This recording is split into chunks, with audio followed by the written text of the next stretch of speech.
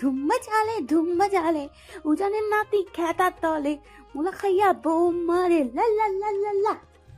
চুপ কর ইডিয়েট। নাক টিপলে যার দুধ বের হয় সে কিনা ভালোবাসি বলে। শোনো মেয়ে, পিচ্ছি পিচ্ছির মতো থাকবে, নয়তো বাসর রাতে ম্যাথ করাবো। ৩৪ বছরের প্রফেসর উজান চৌধুরী কিনা বিয়ে করলেন ১৭ বছরের একটা বাচ্চা মেয়েকে। পৃথিবীতে কি মেয়ের এতই অভাব পড়েছিল যে হাঁটুর বয়সী মেয়েকেই বিয়ে করতে হলো? ভরা বিয়ের আসরে কথাগুলো ভেসে আসতেই উজানের চোয়াল শক্ত হয়ে উঠল। কটমট দৃষ্টিতে তাকালো সামনে থাকা বড় ভাই আরিয়ান চৌধুরীর দিকে। আরিয়ান ঠোঁট কামড়ে হাসি চেপে রাখার ব্যর্থ চেষ্টা করে দ্রুত সেখান থেকে সরে গেল, কারণ সে খুব ভালো করে জানে এই মুহূর্তে উজানের রাগ ঠিক কতটা ভয়ঙ্কর হতে পারে। উজান একবার নিজের বাবা আরিফুল চৌধুরীর দিকে তাকায়, তো আরেকবার আরিয়ানের চলে যাওয়ার দিকে। মাথার ভেতর যেন আগুন জ্বলছে তার। গত ৭-৮ বছর ধরে মানুষটা তাকে বিয়ে করানোর জন্য উঠে পড়ে লেগেছিল, কিন্তু উজান বিয়ে শব্দটাই সহ্য করতে পারত না। এক পর্যায়ে সে দেশ ছেড়ে ইউএসএ চলে যায়, আর তারপর সেখানে নিজের কেরিয়ার গড়ে তোলে। বর্তমানে সে আমেরিকার নামকরা এক বিশ্ববিদ্যালয়ের সম্মানিত প্রফেসর। নিজের জগৎ, নিজের নিয়ম, নিজের স্বাধীনতা নিয়েই বেশ ভালো ছিল। গতকাল হঠাৎ শুনল তার বাবা আরিফুল চৌধুরীর অবস্থা নাকি খুবই গুরুতর। খবরটা শোনার পর আর এক মুহূর্ত দেরি করেনি উজান। দীর্ঘ ৬ বছর পর নিজের জন্মভূমিতে পা রাখে সে, কিন্তু দেশে ফিরতেই বুঝলো এখানে তার জন্য অন্য কিছু অপেক্ষা করছিল। অসুস্থ বাবাকে সামনে নিয়ে আবেগ দেখিয়ে এক প্রকার ব্ল্যাকমেল করে আরিফুল চৌধুরী আর আরিয়ান তাকে বিয়ের আসরে বসিয়ে দিয়েছে। উজান চায়নি বিয়ে করতে, কিন্তু বাবার হুইল চেয়ারে বসা অসহায় মুখটা দেখে না বলার সাহস হয়নি তার। কে জানতো সেই অসুস্থতাও ছিল সাজানোর নাটক। হঠাৎই কানের পাশে ফুল ভলিউমে বেজে উঠল হুলা হুলা হুলা হুলা তু হ্যাঁ মেরি ফ্যান্টাসি। উজান বিরক্ত হয়ে পিছনে ফিরতে থমকে গেল।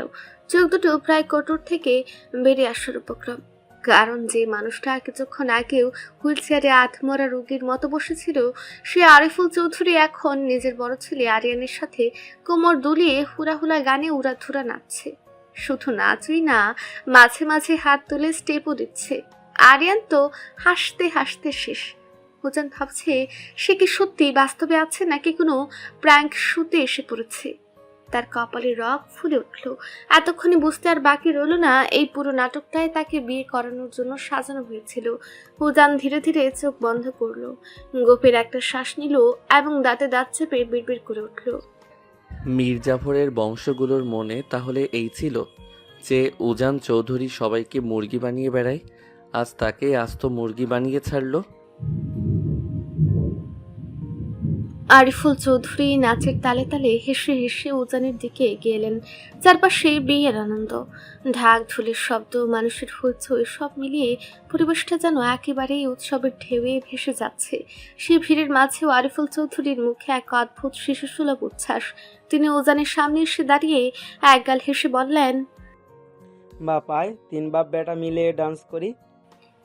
উজান কিছুক্ষণ তাকিয়ে রইল। সে ভ্রুযুগল কুঁচকে তাকায়। লাইক সিরিয়াসলি ড্যাড, তুমি আদৌ আমার বাপ তো? এই কথায় আশেপাশের কয়েকজন হালকা হেসে উঠলেও আরিফুল চৌধুরী একদম নির্লিপ্ত। তিনি যেন কথাটাকে একেবারেই সিরিয়াসলি নিলেন না, উল্টো আরো মজা পেয়ে গেলেন। হেসে কাঁধ ঝাঁকিয়ে বললেন, যদি তুই ১ মাসের মধ্যে আমাকে নাতি নাতনি হওয়ার সুখবর দিতে পারিস তাহলে আমি তোর বাপ, নয়তো চাচা ডাকবি। উজানের চোখ মুহূর্তে কঠিন হয়ে গেল, চোয়াল শক্ত হয়ে এলো। সে দাঁতে দাঁত চেপে কটাক্ষ স্বরে আওড়ায়, আজ থেকে তোমায় আমি চাচাই ডাকবো, তবুও এই বিয়ে মানব না। আরিফুল চৌধুরী এবার নাচ থামিয়ে উজানের দিকে একটু ঝুঁকে এসে শান্ত গলায় বললেন, যার সাথে বিয়ে দিয়েছি সেই তোকে বুঝিয়ে দেবে তুই বিয়ে মানবি নাকি মানবি না। এই কথা বলেই তিনি আবার গানের তালে তালে নাচতে নাচতে ভিড়ের মাঝে মিশে গেলেন, যেন উজানের প্রতিক্রিয়ায় তার কিছুই যায় আসে না। উজান এক মুহূর্ত স্তব্ধ হয়ে দাঁড়িয়ে রইল, তারপর ধীরে ধীরে সরে গিয়ে এক পাশে থাকা একটা চেয়ারে বসে পড়ল। চোখে মুখে বিরক্তিকর ছাপ, মনের ভিতর অস্থির ঝড়। সে বিশ্বাসই করতে পারছিল না নিজের বাবাই তার সঙ্গে এমন সিদ্ধান্ত নিয়ে দাঁড়াতে পারে। বিয়ের এই আয়োজনটা তার কাছে এখন উৎসব না, বরং এক ধরনের বন্দিত্ব মনে হচ্ছে, যাকে সে কোনোভাবে মেনে নিতে পারছে না। তাকেই তার জীবনে জোর করে জুড়ে দেওয়া হয়েছে। ইচ্ছে করছিল একা একা চলে যেতে, কিন্তু সেটাও সম্ভব নয়। তাই গাল ফুলিয়ে সেখানেই বসে রইল। প্রায় 4 ঘন্টা কেটে যাওয়ার পর অবশেষে সবাই বউকে নিয়ে ঢাকার উদ্দেশ্যে রওনা দিল। গাড়ির কনভয় ধীরে ধীরে চলতে শুরু করলো, আর ও যেন নীরব অস্থির মন নিয়ে সেই যাত্রার অংশ হয়ে গেল একটা নতুন অনিশ্চিত অধ্যায়ের দিকে। বাসর ঘরের সামনে দাঁড়িয়ে আছে আরিয়ান, তার স্ত্রী তুবা, ওজানের ছোট চাচার ছেলে ইফাত, যে আবার তার বেস্ট ফ্রেন্ড আর মেহের। সে হচ্ছে ওজানের শালিকা, যাকে স্পষ্টই জোর করে এখানে দাঁড় করে রাখা হয়েছে। সবাই একসাথে দাঁড়িয়ে আছে। হঠাৎ শার্ট খুলতে খুলতে এগিয়ে আসছে ওজান। তাকে দেখা মাত্রই সকলের চোখে মুখে বিস্ময়কর ছাপ। সবাই তার কাণ্ড দেখে মুখ চেপে হাসতে লাগলো। যে ছেলে বিয়ে মানবে না বলে এখনো পর্যন্ত নতুন বইয়ের মুখ দেখেনি, এমনি আসার সময় মুরব্বীদের বাকবক শুনতে শুনতে এসেছে, তবু নতুন বইয়ের সাথে আসেনি। আর সেই ছেলে এখন রুমে ঢোকার আগে গায়ে জড়ানো শার্ট খুলছে। হঠাৎ ওজান এসে থমকে দাঁড়ালো তাদের সামনে। চারপাশে তাকিয়ে কপাল কুঁচকে জিজ্ঞেস করলো, why are you here now? তার কণ্ঠে বিরক্তি আর অবাক হওয়া দুটি মিশেছিল। ঠিক তখনই ইফাত এগিয়ে এসে তার কাঁধে হাত রাখলো, মুখে ব্যঙ্গাত্মক হাসি ফুটিয়ে বলল, ইস, কি কপাল নিয়ে জন্মেছিস তুই। তুই বিয়ে করবি না যেন তোকে সেই আমেরিকা থেকে টেনে এনে বিয়ে করিয়ে দিল। অথচ আমি বিয়ে করতে চাইছি ল্যাংটাকাল থেকে, তবু আমার কথা কেউ কানেই নিচ্ছে না। তা দোস্ত, ভাবির দেখতে কেমন? প্রথম দেখা নিশ্চয়ই ভালোবেসে ফেলেছিস। ওজান চোখ ছোট ছোট করে বিরক্তির সুরে আওড়ালো, আই হেট লাভ। ভালোবাসা বলে আমার লাইফে কোনো ওয়ার্ড নেই। আর সবাই এখানে দাঁড়িয়ে থাকার মানে কি? সরো ফ্রম দ্য ডোর, আমি রুমে যাব। তখনই তুবা মুচকে হেসে একটু এগিয়ে এসে বলল, ভাই মানলাম তোমার লাইফে লাভ বলে কোনো ওয়ার্ড নেই, কিন্তু বাসর ঘরে ঢোকার আগে শার্ট খুলতেছো কেন? সাথে সাথে পুরো জায়গাটায় হু হু করে হাসির রোদ পড়ে গেল। আরিয়ান হেসে হেসে বলতে লাগলো, কেন আবার? যাতে বেশি টাইম ওয়েস্ট না হয়, তাই না ভাই? তবে যাই হোক, তুই এখন আমাদের 70,000 টাকা দে। ওজান ভ্রু উঁচু করে তাকালো। হোয়াই? ঢং বাদ দে, বাসর করে যাওয়ার এনটিভি হিসেবে 70,000 টাকা না দিলে ঢুকতে দিব না। ওজান অবাক হয়ে গেল। সিরিয়াসলি? যে বিয়েই আমি মানি না, তার আবার টাকা কিসের? উল্টো তোমরা আমাকে টাকা দাও। ইফাত সঙ্গে সঙ্গে আরিয়ানের দিকে তাকিয়ে চিৎকার করে উঠল, দেখছো ভাই, দেখছো তোমার প্রফেসর ভাই কোন লেভেলের কিপটা? বাসর করে যেতে চায় অথচ টাকা দিতে চায় না। ভাবি, তুমি তো কিছু বলো। তারপর সে নাক সিটকে বলল, মোটে 70,000 চেয়েছে, সেটাও ভাগ করলে 10,000 করে পড়বে কিনা সন্দেহ। সামনে ঈদও আছে, গার্লফ্রেন্ডদের শপিং করাতে হবে। মোটে 7টা গার্লফ্রেন্ড আমার। ইফাতের কথা শুনে মেহের চোখ বড় বড় করে তাকালো। 7টা গার্লফ্রেন্ডের কথা যেন তার মাথার ওপর দিয়ে গেল। সে অবাক দৃষ্টিতে একবার তাকিয়ে আবার চোখ নামিয়ে নিল। ইফাত আবার তাকে ধমকে দিল, এই মেয়ে, কি ভাবতেছ? টাকা চাও তোমার পেয়ারা ধুলাবের কাছে? মেহের চুপচাপ রইল। সে স্বভাবতই খুব কম কথা বলে, বিশেষ করে পুরুষ মানুষের সাথে। তার ভেতরে এক ধরনের অস্বস্তি কাজ করে, তাই সে আবারও মাথা নিচু করে নিল। ইফাত আবারও চেঁচিয়ে উঠল, এই দোস্ত, টাকা দে না। ওজান ধীরে ধীরে প্যান্টের পকেট থেকে ওয়ালেট বের করলো। সবাই খুশিতে মুখ চাওয়াচাড়ি করলো। এই বুঝি টাকা বের হলো। কিন্তু পরক্ষণে সে একটা 5 টাকার কয়েন বের করে ইফাতের হাতে দিল। আমার মনটা বিশাল। আমি দান খয়রাত খুব ভালোবাসি। তোকে 5 টাকা দান করলাম। এটা দিয়ে গিয়ে সামনের দোকান থেকে একটা চকলেট কিনে খা। তবু শরীরের এনার্জি ওয়েস্ট করিস না। আর তোমরা ইমিডিয়েট আমাকে 70,000 টাকা দাও, না হলে আমি বাসর ঘরে যাব না। ইফাত থমকে গেল। কি বললি তুই? ওজান এক পলক ইফাতের দিকে তাকিয়ে আবারও আরিয়ানের দিকে তাকালো। ভাই টাকা দাও, না হলে আমি ছাদে চলে যাব। আরিয়ান সঙ্গে সঙ্গে কাশতে কাশতে প্রায় মেঝেতে বসে পড়ল। পরিস্থিতি হাতের বাইরে যাচ্ছে দেখে তার মাথা ঘুরে যাওয়ার মতো অবস্থা। ভাই, এসব তুই কি বলিস? বাসর করবি তুই, টাকা তো তোর দেওয়ার কথা, আর তুই আমার কাছ থেকে চাইছিস। দেবে না তো? ঠিক আছে, আমি যাচ্ছি তাহলে। সে পা বাড়ালো, সাথে সাথে ইফাত আর আরিয়ান দুজনেই তার হাত ধরে ফেললো। ভাই, এমনভাবে আমাদের সর্বনাশ করিস না। আমি ফকির, আমি মিসকিন, আমার ঘরবাড়ি নেই, আর তুই আমার কাছ থেকে টাকা চাইছিস। উজান চৌধুরী বারবার কথা রিপিট করে না। টাকা দাও, না হলে আমি যাচ্ছি। এইবার ইফাত প্রায় কেঁদে ফেলার মতো অবস্থা।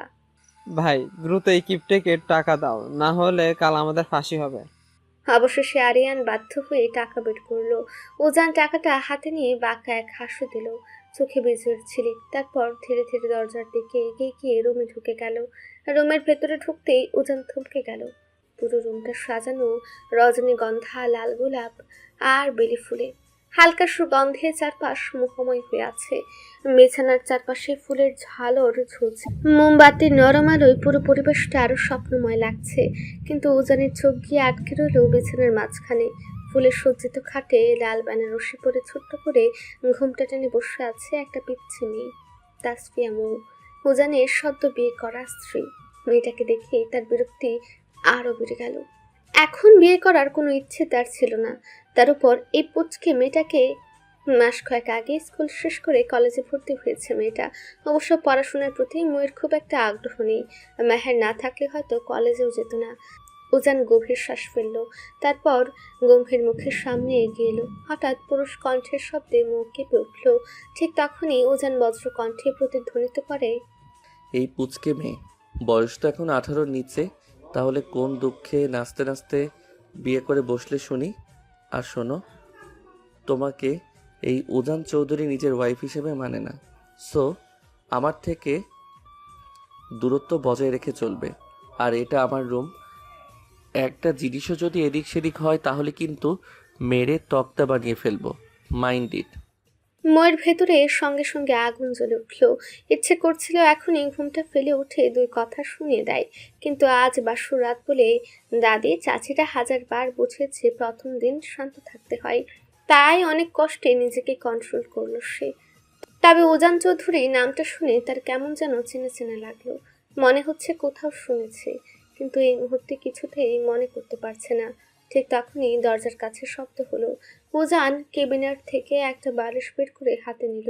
তারপর দরজার দিকে হাঁটতে হাঁটতে বলে উঠল, পুচকে মেয়ের মতোই থাকবে। কখনো বউয়ের অধিকার ফলাতে আসবে না, কারণ আমি তোমাকে বউ হিসেবে মানি না, আর না এই বিয়েটাকে। কথাটা বলে গটগট করে রুম থেকে বেরিয়ে গেল সে। দরজা বন্ধ হওয়ার শব্দ হতেই মো এক টানে ঘুমটা ফেলে দিল।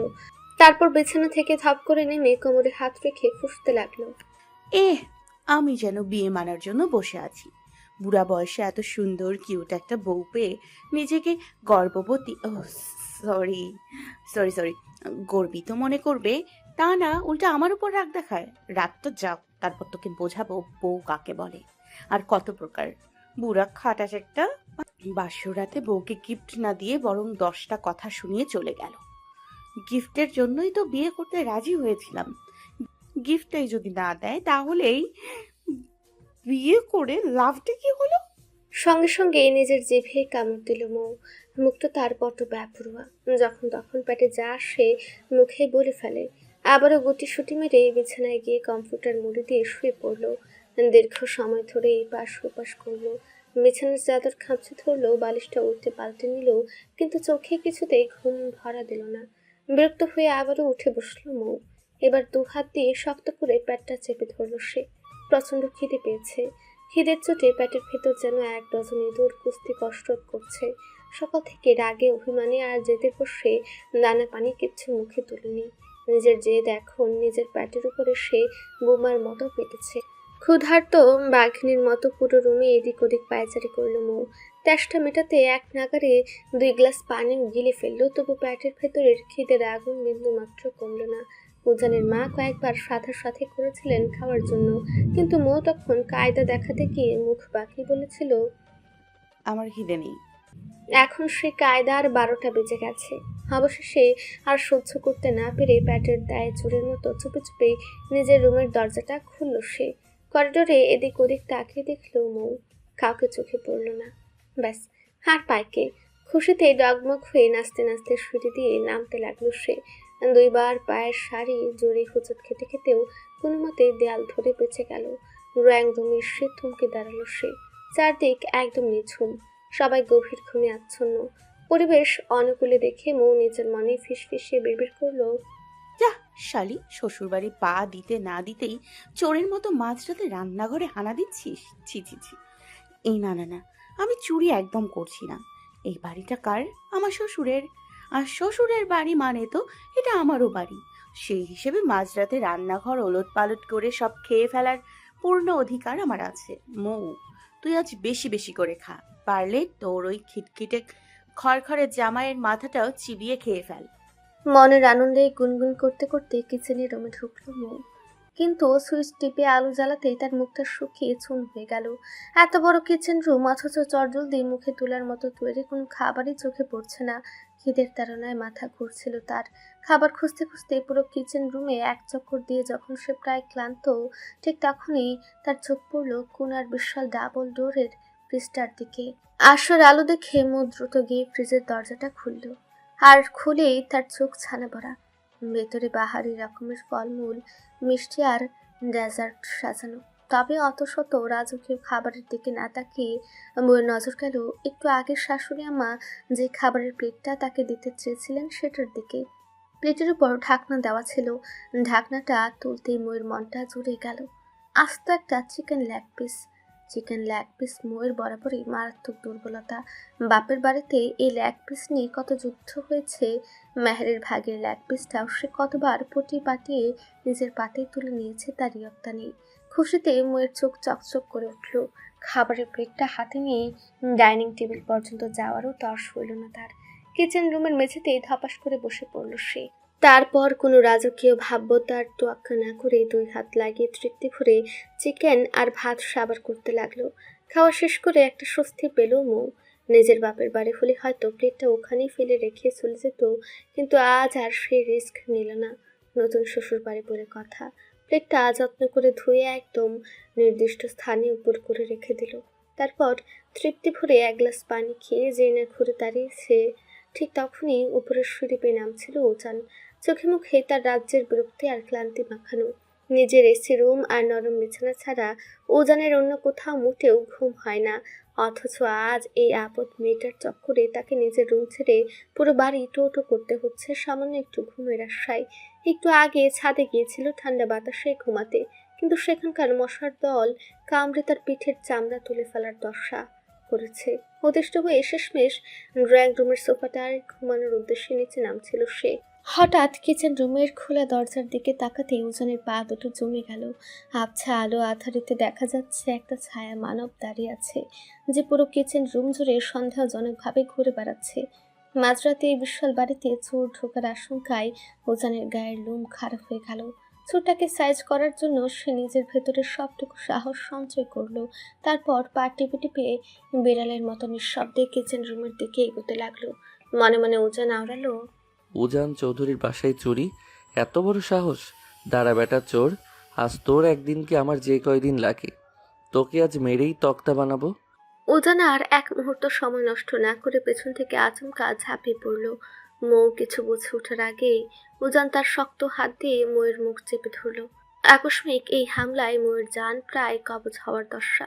সে দুই হাত পা ছুড়ে জান প্রাণ দিয়ে ছটফট করতে লাগলো, কিন্তু যেমনি শিয়ামে যাওয়া উজানের পেশিবহুল হাতের শক্তির কাছে সে নিছক এক পুতুল। মৌ নিজের মুখটা ছাড়ানোর জন্য উন্মাদের মতো মাথা ঝাঁকাতে লাগলো, কিন্তু মুখ চাপা থাকায় শুধু অস্পষ্ট গুঙ্গানির শব্দ বের হলো। উজান রেগে মেগে দাঁতে দাঁত চেপে ফিসফিসিয়ে আওড়ালো, চোরের বাচ্চা চোর, তোর এত বড় কলিজা যে তুই উজান চৌধুরীর ড্রয়িং রুম পার হয়ে সোজা কিচেন রুমে চুরি করতে এসেছিস। আজ তোকে মেরে তক্তা বানিয়ে ফেলবো। ইফাত, ভাইয়া কই তোমরা? কথাটা শেষ করার আগেই ছুটকে বাগে আনতে উজান নিজের ডান পা দিয়ে মৌয়ের পায়ে একটা জোরদার ল্যাং মারলো। বেচারা মৌ আচমকা পায়ে আঘাত পেয়ে ব্যথায় আর আতঙ্কে চোখ মুখ খিচে বন্ধ করে ফেললো। নিজেকে ছাড়ানোর আপ্রাণ চেষ্টা করেও যখন দেখলো কোনো লাভ হচ্ছে না, তখন উজান আরো বেশি গলা ফাটিয়ে চিৎকার জুড়ে দিল, আম্মু আব্বু, তাড়াতাড়ি নিচে এসো, দেখে যাও আমাদের কিচেন রুমে চোর ঢুকেছে। চোর চোর চোর। উজানের এই গগন বিদারী চিৎকার শুনে মৌয়ের মাথায় রাগের রক্ত ঝরে গেল। অপমানে আর রাগে অন্ধ হয়ে মৌ আর কোনো উপায় না পেয়ে উজানের মুখের সামনে থাকা হাতের তালুতে নিজের ধারালো দাঁত দিয়ে সজোরে এক কামড় বসিয়ে দিল। ব্যথায় আকাশ কাঁপে চিৎকার করে উঠল উজান। কামড়ের চোটে হাতটা এক ঝটকায় আলগা হয়ে যেতেই মৌ নিজেকে মুক্ত করে নিল।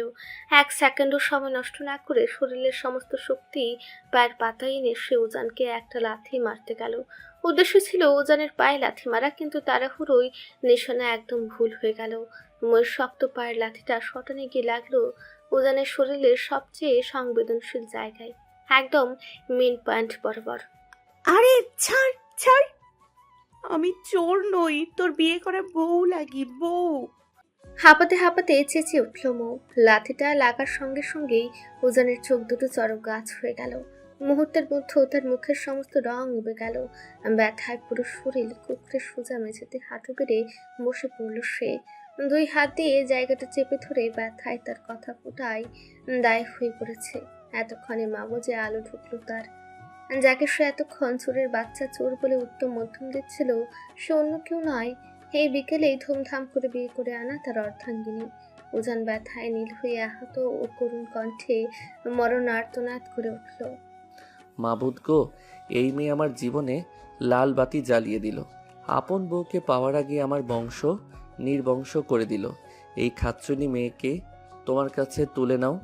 সঙ্গে সঙ্গে আবারও উজানের পায়ে সজোরে আরেকটা লাথি বসালো মৌ।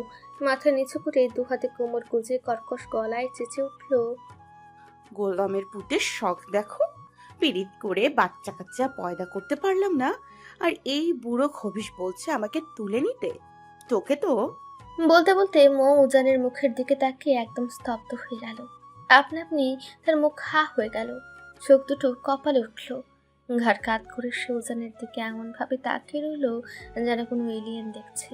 ততক্ষণে উজানের চিৎকার চেঁচামেচিতে রুমে বাসর একে একে সবাই হাজির হয়ে গেছে। মৌ এক দৃষ্টিতে উজানের দিকে তাকিয়ে থাকতে থাকতে তার মাথা ঘুরে পড়ে যাচ্ছিল। ঠিক তখনই মেহের দৌড়ে এসে তাকে পেছন থেকে ধরে ফেলল। সবার সামনে নিজের ছেলেকে এমন অবস্থায় দেখে বাড়ির কর্তা আরিফুল চৌধুরীর বাজ খায় মেজাজে গর্জে উঠলেন। এই ছেলে, তো লজ্জা শরম বলতে কিছু নেই? তোদের জন্য বাসর ঘর সুন্দর করে সাজিয়ে দেওয়া হলো, আর তুই সেখানে না থেকে মাঝরাতে চোর চোর বলে চিৎকার করে পুরো ডাইনিং রুম মাথায় তুলেছিস। চালাকাটের বাড়ি খাওয়ার খুব শখ হয়েছে তাই না? চুপচাপ বউকে নিয়ে নিজের রুমে যা। বাবার কথা শুনে উজান ব্যথায় দাঁতে দাঁত পিষে গর্জে উঠল। আমার লজ্জা নেই না? তোমার ওই আদরের বৌমাকে একবার জিজ্ঞেস করো, ও এইমাত্র আমার সাথে কি কি করেছে। এই পুচকে বিড়ালের বাচ্চার লজ্জার লও নেই, মুখের ভাষার কি ছিরি, একটা আস্ত ইডিয়েট। আরিফুল চৌধুরী ছেলেকে থামিয়ে দিয়ে বললেন, তুই একদম চুপ কর। আমার বৌমা একেবারে লক্ষ্মী ও ভালো আছে। তুই নিজে খারাপ, তো 14 গোষ্ঠী খারাপ। বাবার মুখে নিজের বংশের বদনাম শুনে উজান কপালে হাত দিয়ে বিড়বিড় করল, লে হালুয়া, নিজের গোষ্ঠীকে খারাপ বলতে যার একটু দ্বিধা হয় না, অথচ এই বজ্জাত বৌমাকে কিচ্ছু বলা যাবে না। পৃথিবীর 1 নম্বর পক্ষপাতী শ্বশুর তুমি হবে ড্যাড। আরিফুল চৌধুরী কাচুমাচু হয়ে খানিকটা ভাব নিয়ে বললেন, তা অবশ্য ঠিক, কিন্তু তুই চোর চোর বলে ওভাবে চিৎকার করছিলি কেন? আগে সেটা বল। ঠিক তখনই ইফাত পা টিপে টিপে উজানের কানের কাছে গিয়ে ফিসফিস করে বলল, দোস্ত, সব বুঝলাম, কিন্তু তুই বাসর ঘরে রোম্যান্স না করে মাঝরাতে এখানে এভাবে টাইম ওয়েস্ট কেন করছিস? আমি তোর জায়গায় হলে এতক্ষণে তোকে চাচা বানানোর প্ল্যানিং কবে শুরু করে দিতাম।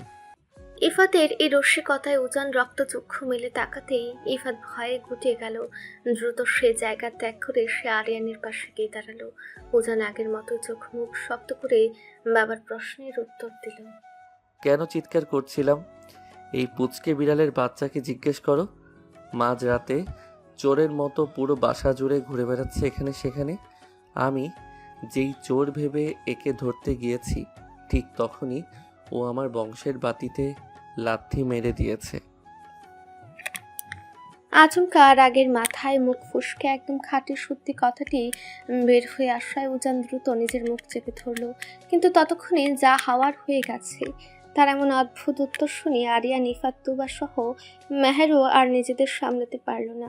সবাই খিলখিল করে হেসে উঠল। হাসির শব্দের মাঝে ইফাত হঠাৎ ঘাড় বাঁকিয়ে মেহেরের দিকে তাকালো।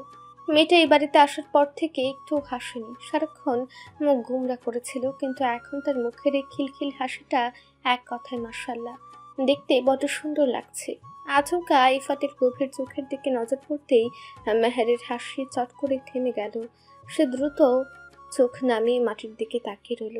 ততক্ষণে আরিয়ার নিজের নাক সিটকে ওজানকে টিটকারি মেরে বলল, ভাই, তোর বংশের বাতি এখনো ঠিকঠাক আছে নাকি? এক লাথিতে সোজা চাঁদের দেশে চলে গিয়েছে। আরিয়ানের এই কথাটি বলার সঙ্গে সঙ্গেই পুরো ড্রয়িং রুম জুড়ে হাসির রোল পড়ে গেল। বাড়ির সবার এই কাণ্ড দেখে ব্যথায় নীল হয়ে যাওয়া উজান একদম তাজ্জব বনে গেল। আর এদিকে এত কিছু ঘটে যাওয়ার পরেও মো এখনো মন্ত্রমুগ্ধের মতো লোভাতুর দৃষ্টিতে উজানের দিকেই তাকিয়েছিল। তার এভাবে তাকিয়ে থাকার আসল কারণ ড্রয়িং রুমের বাকিরা না বুঝলেও মেহের কিন্তু ঠিকই বুঝতে পেরেছিল। মেয়ের এই অস্বাভাবিক আর হাবহাতের মতো চাহনিতে উজান নিজেই বেশ বিরক্ত হলো। সে চরম গম্ভীর স্বরে আওড়ালো, এই স্টুপিড, ওভাবে হা করে তাকিয়ে আছো কেন? মো এবার ঝট করে মেহেরের দিকে তাকিয়ে চোখ দুটো সরু করে ফিসফিসিয়ে বলল, জানু, আমি কি সত্যি ঠিক দেখছি রে? এই বুড়ো খবিশ, ও সরি, টমেটো, থুর, এই প্রফেসর সাহেব আমার আসল বর। হ্যাঁ, মেহেরের মনে মনে নিঃশব্দে হাসল। এই পাগল মেয়েটার কথার ধরন এমন কেন? তার কারণ মেহেরের চেয়ে ভালো আর কেউ জানে না। সে ময়ের দিকে তাকিয়ে আলতো করে মাথা নাড়িয়ে হ্যাঁ বলতেই মৌ খুশিতে একেবারে উৎফুল্ল হয়ে শূন্যে লাফিয়ে উঠল। জানু জানু জানু, আমার 275 নম্বর ক্রাশ এখন আমার নিজের বর। আব্বাজান শেষমেশ আমার এই ক্রাশটার সাথে আমার বিয়ে দিয়েছে। ইয়াহু! এখন তো আমার খুশিতে নাগিন ডান্স দিতে ইচ্ছে করছে। হাই নাগিন নাগিন নাগিন নাগিন। এই বলেই মৌ কারো তোয়াক্কা না করে নিজের মনে গুনগুন করে গান গাইতে গাইতে ড্রয়িং রুমের মাঝখানে কোমর দুলিয়ে নাচতে লাগলো। তার এই অভাবনীয় কাণ্ড দেখে বাড়ির সবার চোখ চরক গাছ। সবাই বিস্ময়কর দৃষ্টিতে এই নতুন বইয়ের দিকে তাকিয়ে আছে। কেউ ঠিক করে ঘটনা বুঝে উঠতে পারছে না। পাত্র না দেখে এক প্রকার জেদ আর অভিমান করে উজানকে বিয়ে করতে রাজি হয়েছিল মৌ। তার বাবা বিয়ের আগে বারবার ছেলের ছবি দেখতে বললেও সে এর আগে দেখেনি। আর মেহের সবটা জেনে শুনেও মৌকে একটা বিশাল সারপ্রাইজ দেওয়ার জন্য সত্যিটা গোপন রেখেছিল। উজানকে মৌ প্রায় 2 বছর ধরে চেনে, তবে সামনাসামনি চেনা নয়। ফেসবুকে উজানের একটা ড্যাশিং ছবি দেখে সে তার উপর মারাত্মক ক্রাশ খেয়েছিল। আর উজানের উপর ক্রাশ খাওয়ার সংখ্যাটা ছিল ঠিক 275 নম্বর। দিনে যে কত জনের উপর মৌ ক্রাশ খায় তার হিসাব সে নিজেও জানে না। তবে বাকিদের নিয়ে সে মোটেও সিরিয়াস না হলেও উজান ছিল সম্পূর্ণ ভিন্ন। ফেসবুকে উজানকে সে দিন রাত 24 ঘন্টা ফলো করে। উজানের এমন কোনো পোস্ট ছিল না যেখানে গিয়ে মৌ সবার সামনে আই লাভ ইউ বলে কমেন্ট করেনি। কোনো মেয়ে যদি ভুল করে উজানের ছবিতে একটা লাভ ইমোজি কিংবা প্রশংসার কমেন্ট করতো, মৌ ডিরেক্ট সে মেয়ের ইনবক্সে গিয়ে চুলোচুলি আর ঝগড়া বাঁধিয়ে দিত। এই দীর্ঘ 2 বছরে উজানের সাথে তার মাত্র একবারই কথা হয়েছিল, যখন উজান বিরক্ত হয়ে টেক্সট করেছিল কেন মৌ সবার সাথে ঝগড়া করে। এরপর মৌ শত শত মেসেজ দিলেও উজান আর কোনো দিন তার সিন পর্যন্ত করেনি। মৌ এখনো মনের সুখে নেচে চলেছে। মেহের তাকে টেনে ধরে থামানোর আপ্রাণ চেষ্টা করে ফিসফিসে বলল, মো প্লিজ এবার থাম বোন, সবাই হা করে দেখছো তোকে। দেখুন, তাতে আমার কি? ফাইনালি আমি আমার 275 নম্বর ক্রাশকে পার্মানেন্টলি পেয়ে গিয়েছি। আজ আমি নাচবই নাচবো। মো এতটাই এক্সাইটেড যে পাশে দাঁড়িয়ে থাকা আরিফুল চৌধুরী ওরফে নিজের শ্বশুরের হাতটায় খপ করে ধরে গোল হয়ে নাচতে শুরু করলো এবং সাথে তাল মিলিয়ে গাইতে লাগলো, ধুম্মা জালে উজানের নাতি খেতার তলে মোলা খাইয়া বউ মারে লা লা লা লা লা। নতুন বইয়ের মুখে এমন অখাদ্য আর অদ্ভুত মার্কের গান শুনে উজান হার্ট অ্যাটাক হওয়ার দশা। সে নিজের বাবা মায়ের দিকে চরম কটমট দৃষ্টিতে তাকিয়ে রইল। উজান বরাবরই খুব গম্ভীর আর কম কথার মানুষ, অথচ এই আজব বিয়ের চক্করে পড়ে আজ এক রাতেই তাকে জীবনের সবচেয়ে বেশি কথা বলতে হয়েছে।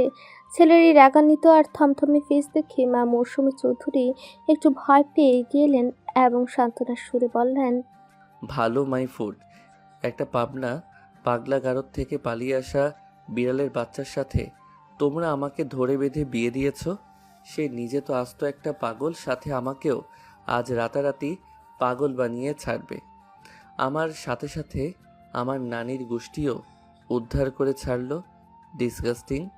এই স্টুপিড মেয়ে যেন ভুলেও আজ আমার রুমে না আসে। Got it? এই বলেই উজান চরম রাগে গজগজ করতে করতে বড় বড় পা ফেলে নিজের রুমের দিকে চলে গেল। উজান চলে যাওয়ার কিছুক্ষণ পর ময়ের নাচের ভূত মাথা থেকে নামলো। সে চারদিকে তাকিয়ে উজানকে না দেখে গলা ছেড়ে চেঁচিয়ে উঠল। শ্বশুর আব্বা, আমার হ্যান্ডসাম প্রফেসর সাহেব কই গেল? আরিফুল চৌধুরী ততক্ষণে মৌয়ের এই ঝড়ো হাওয়ার পাল্লায় পড়ে একেবারে হাঁপিয়ে উঠেছেন। তিনি ধপাস করে সোফায় বসে পড়ে নিজের কপাল মুছতে লাগলেন।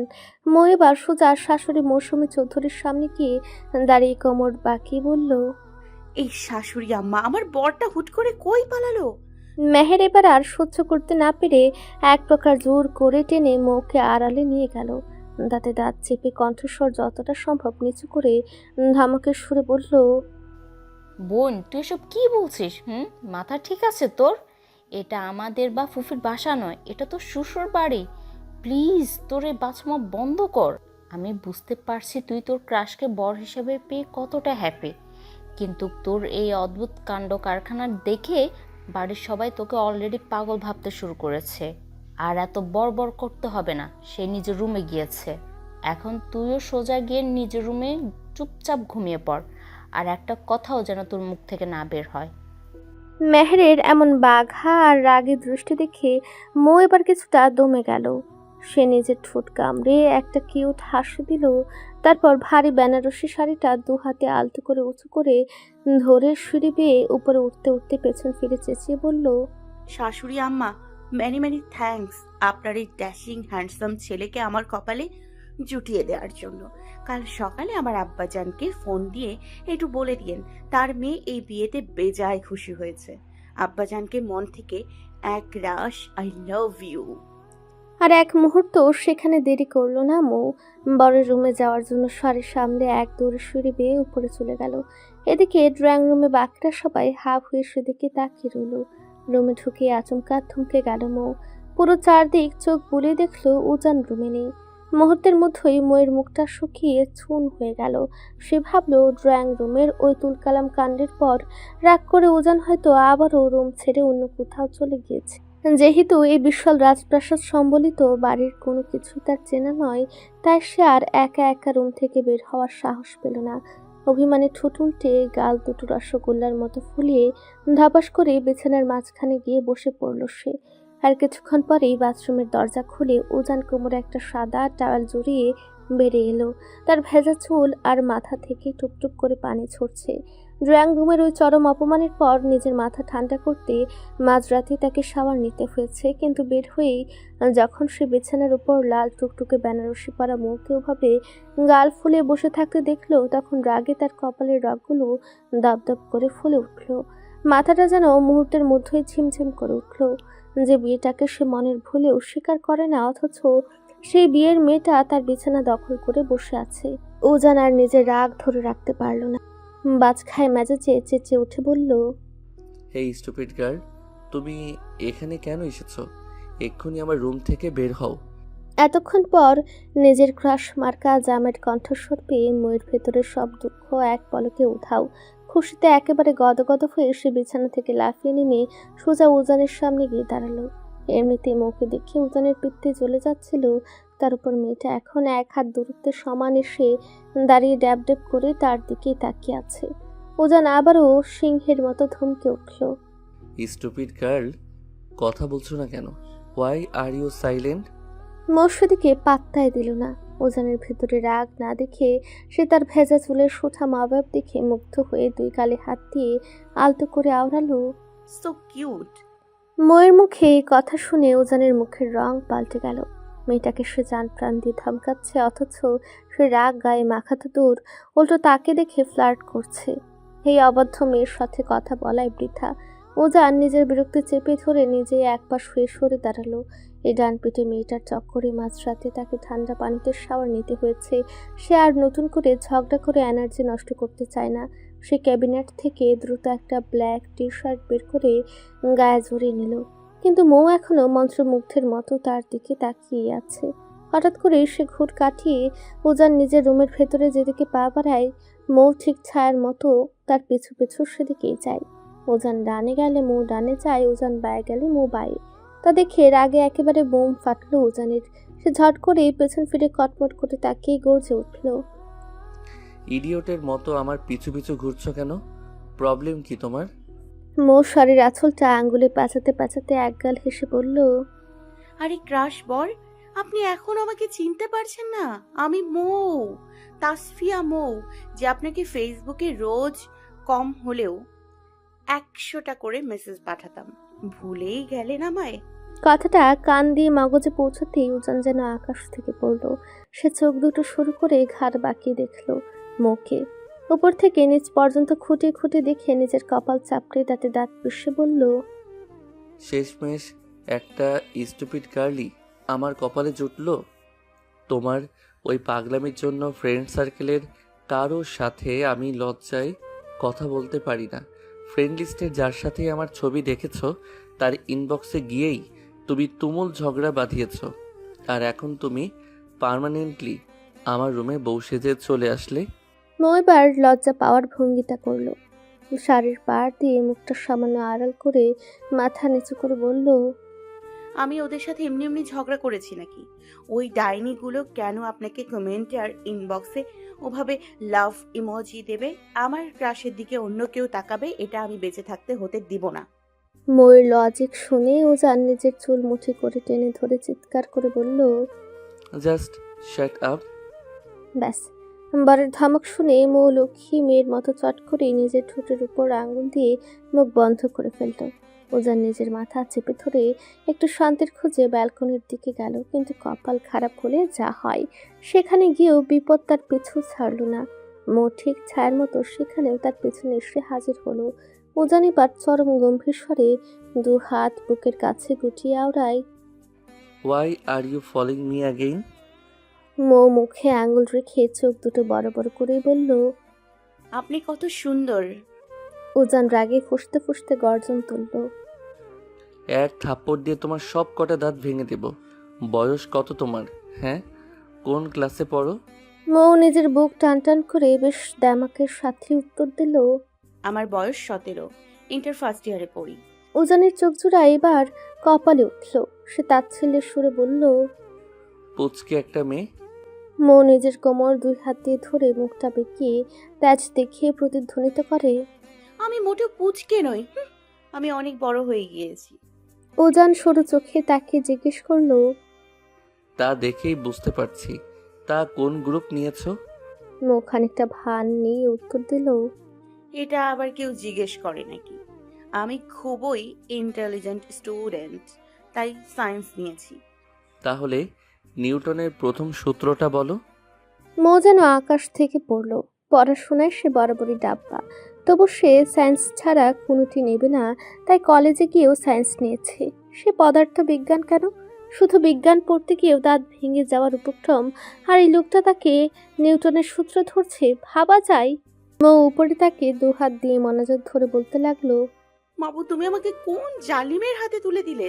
বাসর রাতে রোম্যান্স না করে কোন দেশের ইবলিশ শয়তানের সূত্র বলতে বলছে? এর থেকে তুমি আমায় তুলে নাও। ওজান আড়ালে মুচকি হাসলো। মেয়েটার উপর সে চরম বিরক্ত হচ্ছে, আবার তার এমন পাগলাটে কথাবার্তায় না হেসেও পারছে না। ঠিক তখনই মৌ নিজের ঠোঁট টিপে ধরে ফিসফিসিয়ে হাসতে হাসতে আচমকা বলে উঠল, আই লাভ ইউ প্রফেসর সাহেব। হুট করেই এমন বান শুনে ওজান খক খক করে কাশতে শুরু করলো। নিজের হ্যান্ডসাম লুক আর প্রফেশনের কারণেই জীবনে সে মেয়েদের কাছ থেকে অনেক প্রপোজাল পেয়েছে সত্যি, কিন্তু বাসর রাতে এভাবেই মুখের উপর হুটহাট কেউ প্রপোজ করতে পারে তা তার জানা ছিল না। তার উপর এই পিচ্ছি মেয়েটার বয়স তার চেয়ে প্রায় অর্ধেক। ওজান ভাবল, এখন যদি সে একটু স্বাভাবিকভাবে কথা বলে তবে এই অবাধ্য মেয়েটা মাথায় উঠে নাচবে। তাই সে নিজের নাক সিটকে চরম রাগান্বিত কণ্ঠে ধমকে উঠল, চুপ কর ইডিয়েট। নাক টিপলে যার দুধ বের হয় সে কিনা ভালোবাসি বলে? শোনো মেয়ে, পিচ্ছি পিচ্চির মতো থাকবে, নয়তো বাসর রাতে ম্যাথ করাবো। এতক্ষণ সব ঠিকঠাকই ছিল, কিন্তু এই গভীর রাতে রোমান্সের বদলে হুট করে ম্যাথের কথা শুনে ময়ের মাথায় যেন আকাশ ভেঙে পড়ল। গণিতের নাম শুনেই তার গায়ে জ্বর আসে।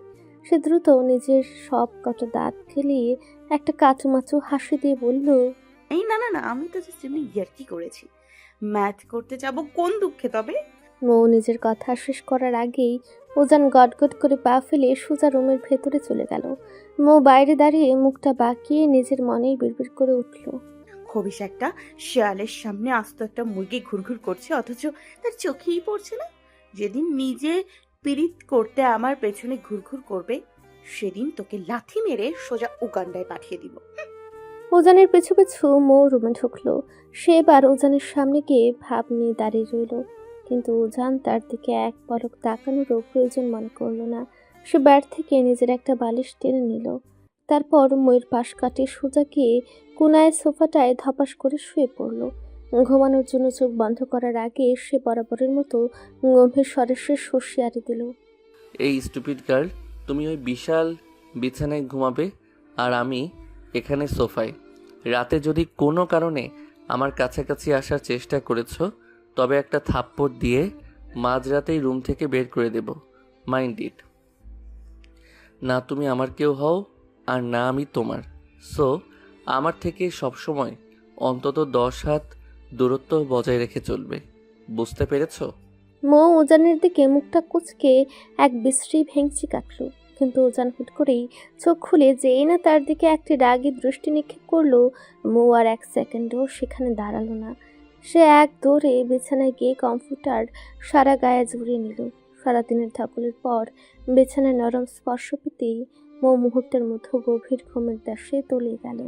ভোরের মৃদু আলোয় সে চোখে মুখে পড়তেই বিরক্তি নিয়ে ঝট করে চোখ বন্ধ করে নিল উজান। 2 হাত দিয়ে শক্ত করে মাথাটা চেপে ধরল সে। মাথাটা ভীষণ ব্যথা করছে। ঠিক তখনই শরীরের উপর কেমন যেন একটা অতিরিক্ত ভার অনুভব করলো উজান। চোখ মেলে সামনে তাকাতেই সে চমকে উঠল। তার স্পন্দন যেন 1 সেকেন্ডের জন্য থমকে গেল। সামনে একই দৃশ্য। মৌ তাকে নিজের বুকের সাথে লেপ্টে ধরে 2 হাতে শক্ত করে জড়িয়ে ধরে পরম শান্তিতে ঘুমাচ্ছে। পর এক চিলতে জায়গাতে মেয়েটা কখন যে সে তার উপর এভাবে ঘুমিয়ে আছে উজান টেরই পায়নি। রাগে উজানের ফর্সা মুখ মুহূর্তের মধ্যেই লাল হয়ে গেল। সে বিদ্যুৎ গতিতে মুখে নিজের উপর থেকে ধাক্কা দিয়ে ফেলে দিয়ে সোফা থেকে উঠে দাঁড়ালো। হুট করেই ঘুমের ঘুরে এমন অতর্কিত ধাক্কা পাওয়ায় ঘুমন্ত ময়ের পুরো ব্যাপারটা বুঝতে বেশ খানিকটা ব্যাক পেতে হলো। সোফা থেকে শটান মেঝেতে পড়ে গিয়ে ব্যথায় কুঁকড়ে উঠল সে। শাড়ির আঁচলটা একপাশে লুটিয়ে পড়েছে। মৌ নিজের কোমরটা চেপে ধরে ঠোঁট ফুলিয়ে উজানের রাগান্বিত মুখের দিকে তাকিয়ে রইল। ভোর হতে না হতেই লোকটার কাছ থেকে এমন অমানবিক আচরণ পেতে হবে তা সে স্বপ্নেও কল্পনা করেনি। মৌ কোনো রকমের টাল সামলে সোজা হয়ে দাঁড়ানোর চেষ্টা করলো, তবে চোখ থেকে এখনো ঘুমের র্যাশ কাটেনি। তন্দ্রাচ্ছন্ন অবস্থায় সে আবারও মাথা ঘুরে পড়ে যেতে নিলে উজান এবার নিজের অজান্তেই বিদ্যুৎ গতিতে এগিয়ে গিয়ে তার কোমর ধরে তাকে সামনে নিল। পরক্ষণে নিজের হাত সরিয়ে নিয়ে বরাবরের মতো বাজ খায় মেজাজে চেঁচিয়ে উঠল, এই বেয়াদব মেয়ে, সোজা হয়ে দাঁড়াও। আর তুমি কোন সাহসে মাঝরাতে আমার বুকের উপর এসে শুয়েছিলে? হ্যাঁ, কাল রাতেই তোমাকে কড়া ওয়ার্নিং দিয়েছিলাম না যে ভুলেও আমাকে টাচ করবে না? উজানের এমন ধমকের চোটে ময়ের চোখের সব ঘুম এক নিমেষেই কর্পূরের মতো উড়ে গেল। সে নিজের শাড়িটা টেনে টেনে কোনো মতে জড়সড় হয়ে দাঁড়িয়ে রইল। তার চোখে একরাশ নির্বাক দৃষ্টি। সোফা থেকে আচমকা শক্ত মেঝেতে ফেলে দেওয়ার কারণে তার কোমরে বেশ চোট লেগেছে, প্রচণ্ড ব্যথা করছে। কিন্তু সে শারীরিক ব্যথা সে মুখ চেপে সহ্য করে নিলেও সাত সকালে উজানের এমন নির্মম ব্যবহার তার মনটাকে তছনছ করে দিল। সে অভিমানী মুখ করে কাঁদো কাঁদো গলায় বলল, এমন করে সবসময় কেন বকেন বলুন তো? আমি কি ইচ্ছে করে আপনার সোফা এসেছিলাম নাকি? রাতে বাইরে প্রচণ্ড জোরে মেঘ ডাকছিল আর বিদ্যুৎ চমকাচ্ছিল। আমি খুব ভয় পেয়ে গিয়েছিলাম। তাছাড়া আমাদের তো এখন বিয়ে হয়ে গেছে, আর আমি তো আপনাকে সত্যি সত্যি অনেক ভালোবাসি। সেই হিসেবে নিজের বরকে একটু জড়িয়ে ধরে ঘুমোতে পারি, তাই না? এতে এত মহাভারত অশুদ্ধর কি হলো? ওজন তর্জনী উঠে গর্জে উঠল, জাস্ট শাট আপ। বিয়ে হয়ে গিয়েছে মানে যা ইচ্ছে তাই করবে। Listen to me carefully. Next time একদম আমার ধারে কাছে আসার চেষ্টা করবে না। আমি ঘৃণা করি তোমার মতো মেয়েদের, যাদের কাছে ভালোবাসা মানে সস্তা একটা খেলা। যখন ইচ্ছে হলো ইমোজি পাঠালাম, আর যখন ইচ্ছে হলো ভেঙে গুড়িয়ে দিলাম। I hate love and I hate you. তোমাকে আমি কোনোদিন বউ হিসেবে মানি না, আর না কোনোদিন মানব। বুঝতে পেরেছো? এই বলে রাগে ফুঁসতে ফুঁসতে দ্রুত রুম ছেড়ে বেরিয়ে গেল উজান। তার চলে যাওয়ার দরজার দিকে মুখ ফ্যাল করে তাকিয়ে রইল। তার চোখের কোণটা অশ্রুতে ভরে গিয়েছে। মৌ মনে মনে নিজেকে প্রশ্ন করলো, উজান তাকে বউ হিসেবে মানছে না সেটা বুঝলো। উজান তার 275 নম্বর ক্লাস, সেটাও সত্য। কিন্তু তার মানে কি এই যে মৌ উজানকে সত্যি সত্যি ভালোবাসে না? যদি মনে ভালোবাসা নাই থাকতো, তবে গত 2 বছর ধরে উজানের পাশে অন্য কোনো মেয়েকে দেখলে ময়ের বুকে কেন এত তীব্র হিংসা হতো? কেন সে অন্য মেয়েদের সহ্য করতে পারতো না? কেন দিনে শত শত মেসেজ করে নিজেকে এভাবে উজানের সামনে পাগল প্রমাণ করতো? কেন ভালোবাসি ভালোবাসি বলে মুখে ফেনা তুলে ফেলতো? এসব কি শুধু একটা পুচকে মেয়ের সাময়িক মোহ, নাকি আর পেছনে লুকিয়ে আছে খাঁটি গভীর কোনো ভালোবাসা? মৌ চুপ করে কিছুক্ষণ রুমের মাঝখানে দাঁড়িয়ে রইল। বাপের বাড়িতে সে বড্ড আদরের রাজকন্যার মতো মানুষ হয়েছে, তাই খুব ছোটোখাটো করা কথাও তার মনের ভেতরে তীরের মতো এসে বিঁধে তাকে ভেতর থেকে রক্তাক্ত করে দেয়। অথচ পাথরের মতো শক্ত এই উজান চৌধুরী তার সেই নরম ছোট্ট মনটা একটু বুঝতে পারল না। মৌ নিজের চোখের পানিটা হাতের উল্টো পিঠ দিয়ে মুছে নিল। তারপর জোর করে মুখে একটা হাসি ঝুলিয়ে নিজের জামা নিয়ে ওয়াশরুমের ভেতরে ঢুকে পড়ল। প্রায় আধা ঘন্টা পর ওয়াশরুমের দরজা খুলে সে বাইরে বেরিয়ে এলো। শাওয়ার নেওয়ার পর তার ভেজা চুলগুলো থেকে টুপ টুপ পানি ঝরে পড়ছে মেঝেতে। সে ড্রেসিং টেবিলের সামনে এসে দাঁড়িয়ে নিজের চুল আঁচড়ানোর জন্য চিরুনিটা হাতে নিল, কিন্তু কিছুতেই তা গুছে উঠতে পারল না। চুলগুলো তার কোমর অব্দি ছড়ানো, ঘন কালো কৃষ্ণচূড়ার মতো লম্বা লম্বা চুল ময়ের নিজের খুব একটা পছন্দ নয়। আর সে নিজে কখনো নিজের চুল বাঁধতেও পারে না। বাপের বাড়িতে তার চুলের সব রকম যত্ন মেহের আর তার ফুফাতো ভাই সাব্বির নিয়ে থাকে। সাব্বির, মেহের আর মৌ একই কলেজে পড়াশোনা করে, যেখানে সাব্বির মাস্টার্স ফাইনাল ইয়ারের স্টুডেন্ট। অভিভাবকের মতো এই দুই পিচ্চি বোনকে সবসময় চোখে চোখে আগলে রাখাই সাব্বিরের প্রধান কাজ। মৌ নিজের অবদ্ধ চুল কিছুতেই ঠিক করতে না পেরে চিরুনিটা ছুঁড়ে ফেলে বিছানায় ধপাস করে বসে পড়ল। ঠিক আর কিছুক্ষণ পরই উজান গম্ভীর মুখে রুমে ঢুকলো। মুখে ওভাবে চুপচাপ শান্ত হয়ে বিছানায় বসে থাকতে দেখে উজানের ভ্রুজোড়া কুঁচকে গেল। মেয়েটার তো একটু শান্ত হয়ে বসে থাকার কথা নয়। যে মেয়ের শ্বশুরবাড়িতে পা দিতে না দিতেই মাঝরাতে এত বড় তুলকালাম কাণ্ড ঘটে বসে থাকে, সে অন্তত এতটা শান্ত থাকার পাত্রী নয়। উজান ময়ের দিকে আর কোনো মনোযোগ না দিয়ে নিজের মতো করে রেডি হতে লাগলো। একটা অফ হোয়াইট শার্ট পরে সে বাইরে যাওয়ার জন্য একদম প্রস্তুত। হঠাৎ করেই মৌ বিছানা থেকে উঠে সোজা উজানের সামনে গিয়ে গাল ফুরিয়ে দাঁড়ালো। তবে এইবার আর উজান রেগে গেল না, বরং তার চোখে মুখের শান্ত রূপ দেখে বেশ শীতল ও নিচু স্বরে জিজ্ঞেস করলো, কি চাই তোমার? মৌ চোখের পলক না ফেলে বলল, আমার তো জীবন ভর শুধু আপনাকেই চাই। তবে এখন শুধু আমার এই ভেজা চুলগুলো একটু আঁচড়ে দেবেন প্লিজ। আমি নিজে চুল আঁচড়াতে পারি না। উজানের চোখ জোড়া কপালে উঠল। মৌ মুখটা একটু বাঁকিয়ে নিল। হোয়াট? এত বড় হয়েছে অথচ এখনো নিজের চুল আঁচড়াতে পারো না? কই বড় হলাম? আপনি তো আমায় সবসময় পুচকে আর বিড়ালের বাচ্চা ভাবেন। তাহলে আমার চুলগুলো একটু ঠিক করে দিন না প্লিজ। আমি মেহেরের কাছে যেতাম, তবে আমার মিষ্টি বোনটা এখন একটু আরাম করে ঘুমাচ্ছে, তাই ডাকতে ইচ্ছে হলো না। আর জানেন, আমার বোনটা গত 5টা বছর ধরে একটা রাতও ঠিক করে ঘুমাতে পারে না। ঘুমাতে গেলেই সেই কালো অন্ধকার দিনটার কথা ওর বারবার মনে পড়ে যায়। তখনও ভেতরে ভেতরে বড় কষ্ট পাই, কিন্তু বাইরে কাউকে নিজের কষ্টটা বুঝতে দেয় না। সেই অভিশপ্ত অন্ধকার দিনটার জন্য মেহের একাধারে নিজের বাবাকে হারালো, আর তার কিছুদিন পরে নিজের মাকেও হারিয়ে পুরোপুরি একা হয়ে গেল। আমার জানুটা আগে এমন চুপচাপ ছিল না। জানেন, ও আগে কত দুষ্টুমি করতো, সারাক্ষণ হাসতো, কিন্তু সময়ের সাথে সাথে ওর জীবনের সব আনন্দ বদলে গিয়েছে। আমার সেই পুরনো জানুটা আর আগের মতো নেই। কথাগুলো বলতে বলতে ময়ূর চোখ বেয়ে আপনা আপনি দুফোঁটা নোনা জল গাল বেয়ে গড়িয়ে পড়ল। ময়ূর কথা শুনে উজানের মনটা কেমন যেন খচখচ করে উঠল।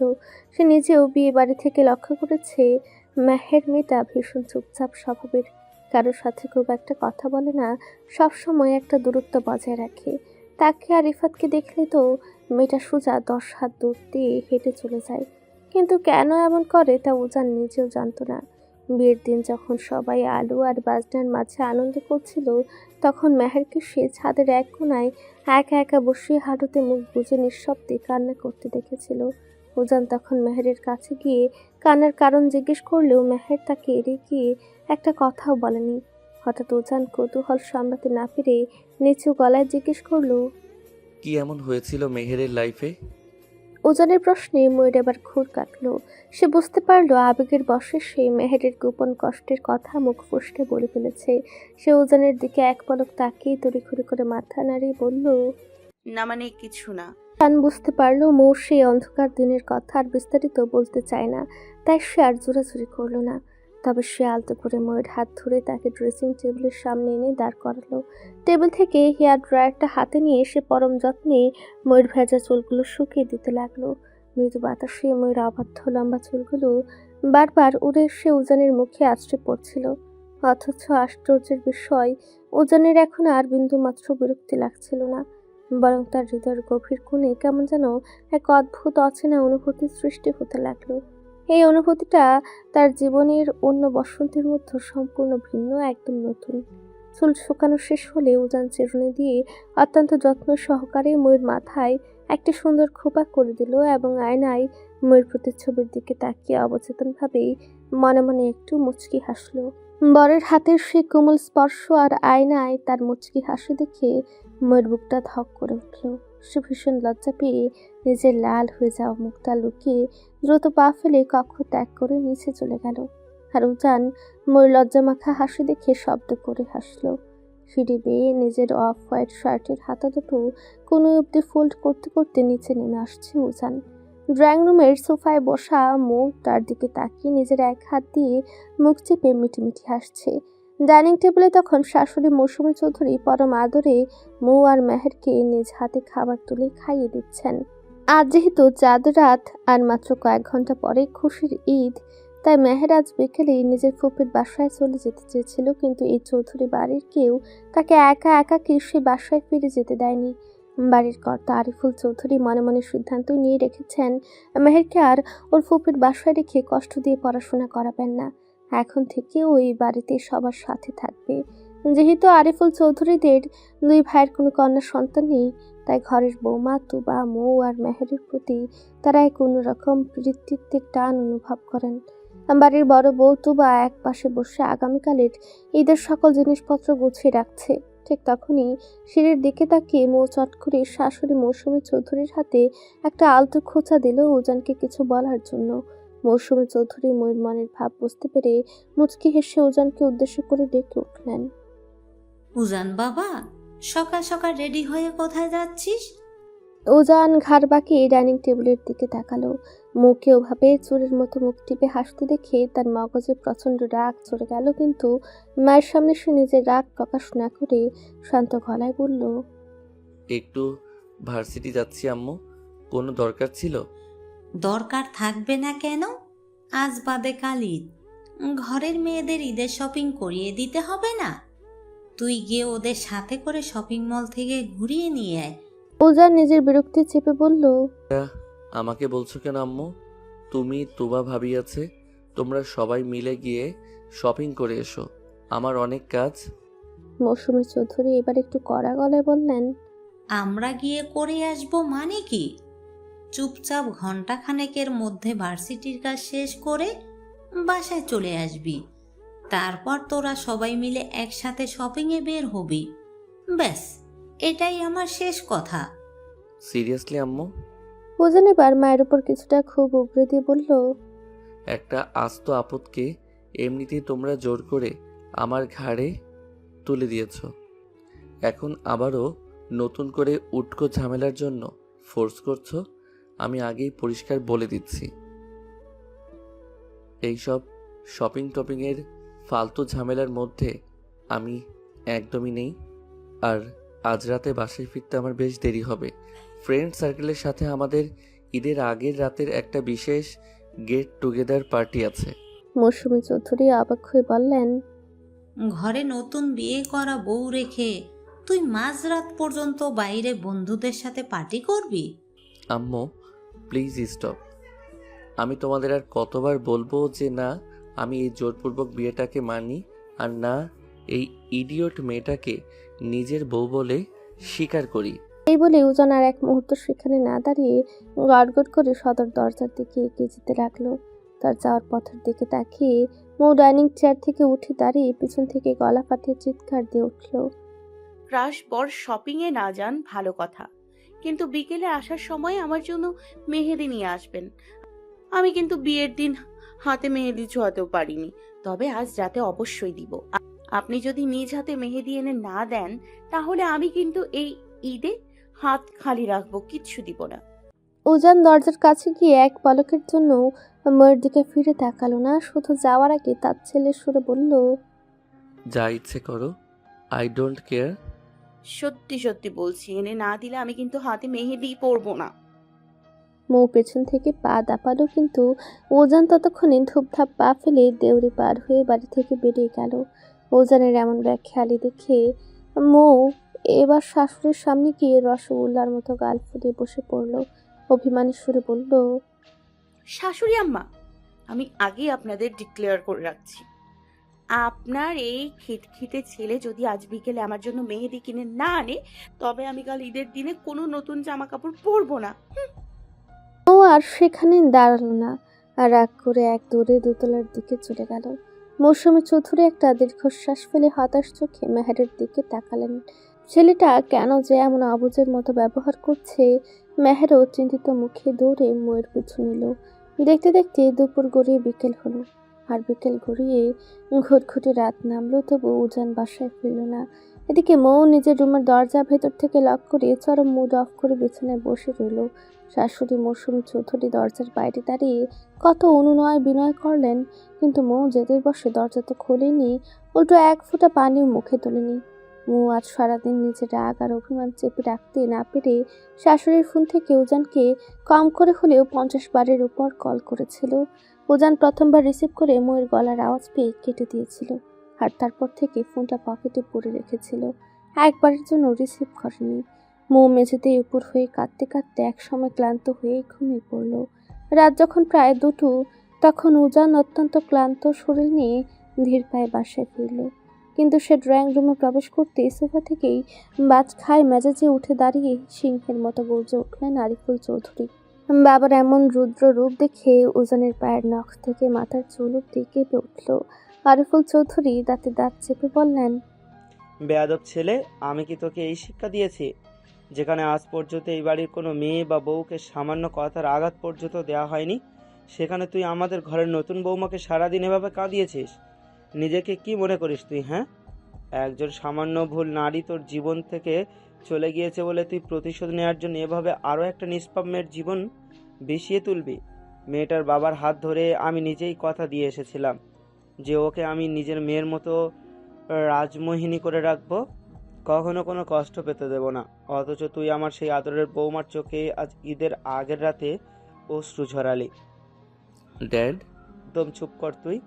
একটা সামান্য মেহেদি এনে দিলে তোর কি এমন হতো? মহাভারত অশুদ্ধ হয়ে যেত? হ্যাঁ, সারাদিন মেয়েটার ওই ফ্যাকাশে আর ক্রন্দনরত মুখের দিকে আমি তাকাতে পারিনি।